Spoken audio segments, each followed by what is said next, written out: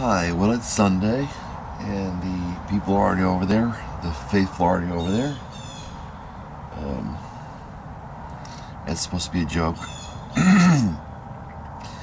And here's the thing, okay? If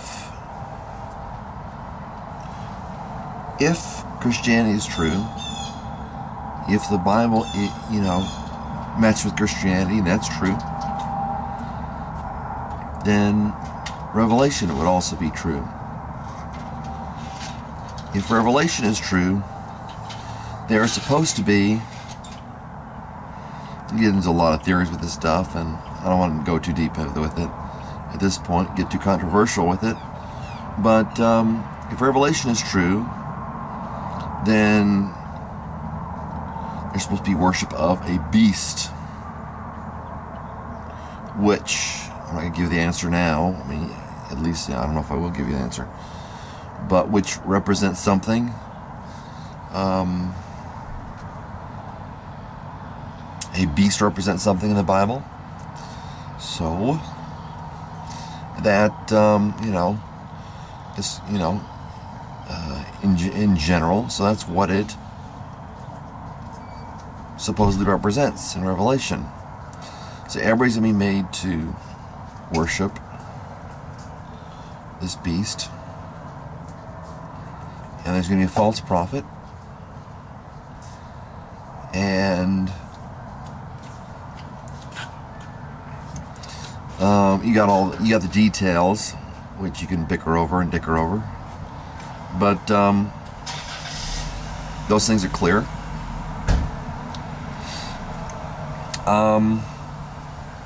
Now, here's a problem. Okay, here's a problem. What do we have now? We've got a lot of people, and if I didn't need it, I hope it'd be nice if I didn't have to reiterate this. I'm not trying to be exclusive. It's just the way things are, and it's people's decision, not mine or God's. But we got a lot of people claiming they're Christian, and that doesn't line up with what Jesus said. There will be a lot of Christians. He said there would be the world and there would be Christians, and the two would be separate. That the whole world, in Revelation, Jesus says, will follow after the beast. So, without getting too hokey, we have a world full of, well, a large part of the world full of Christians. Christianity, despite what people are saying about Islam, I know Islam is gaining ground for sure, but you look at our military situation, we take over someplace militarily, what's going to happen? We're taking over the world militarily, in Iraq, I'm sure soon in Iran. I mean, if you connect the dots, people, this starts to look more than a little fishy. Why we've got to be in Kuwait, in Afghanistan, in Iraq, and then we're going to be in Iran. That's 4 Middle Eastern countries in a row. Why are we doing this? Because we were in Kuwait, back in the 90s.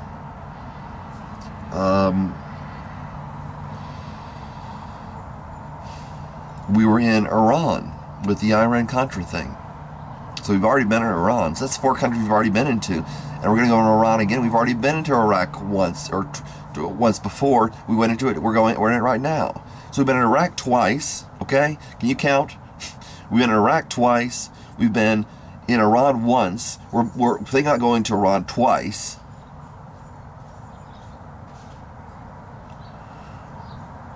We've been in Kuwait once. We've been in Afghanistan once. Kuwait, Iraq twice, Afghanistan, Iran, 4 countries in the Middle East. People have figured out a way to make money on this stuff. Okay? If you don't, say, well, I don't think that's what happened with the war and all that stuff. Okay. But people are figuring out how to make money off this stuff. They know that the war machine companies that are going to go in there and make money, no matter what reason the war was started. Places where we've conquered are going to become like us. You know, they might and probably will get Christian religious programming. Besides the fact that I don't mean to offend anybody, you know, people know where I stand, hopefully, by now in Christianity. Christianity is, and by its very nature, I mean, if you look at Islam, I'm not as familiar with Buddhism. I got know a little bit about Buddhism, a little bit about Islam. Christianity is by far the dominant religion.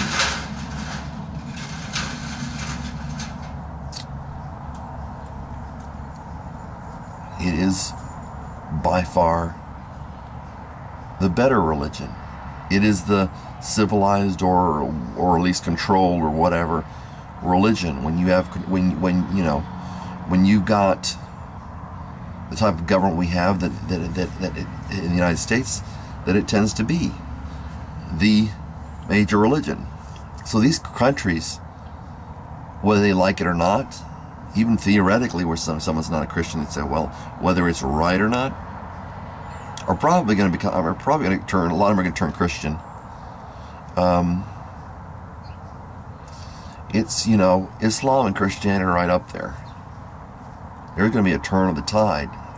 So in the dominant world, as I've been saying, is going to become Christian, okay? It's going to become Christian. The problem with this is it's not really ever going to become Christian, because although I believe it is a dominant religion because it's true, and that's an understatement, but also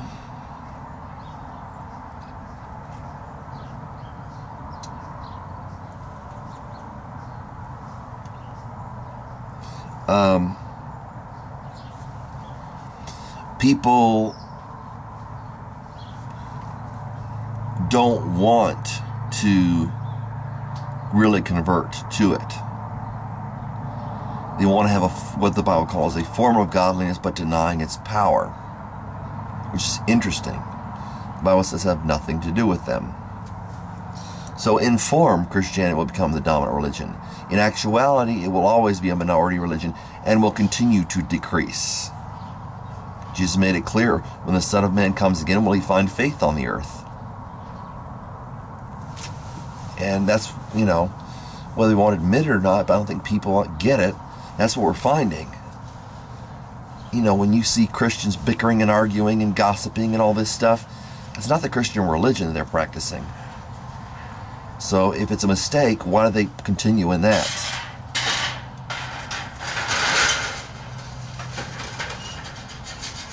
They're continuing in that because they want to have a form of godliness. Everybody wants a form of godliness. Everybody wants to look like they're the right people, whether they consider godliness. You know, they want to be like gods. They want to be great. They want to be good. They want to be all this stuff. And yet they deny God, whether they say they accept him or not. So it's going to become the dominant religion in form, but not the dominant religion in practice, in sincerity. So you're going to find that when you know, the false prophet comes and says, okay, you got to worship the beast and all this stuff, it's symbolism, symbolism, symbolism. People are going to say, okay. And that religion that is going to be the dominant religion in form but not in reality is going to be a fake religion. And that religion will be considered Christianity.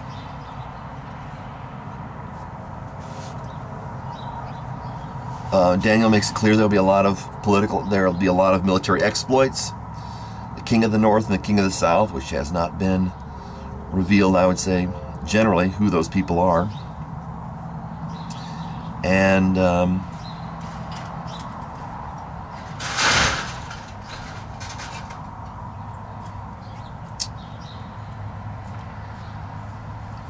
that, you know, there's going to be a perversion of Christianity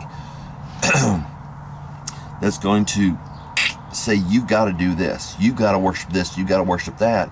And they're going to do it in a way, I think, at first where people say, yeah, this is a good thing. So that will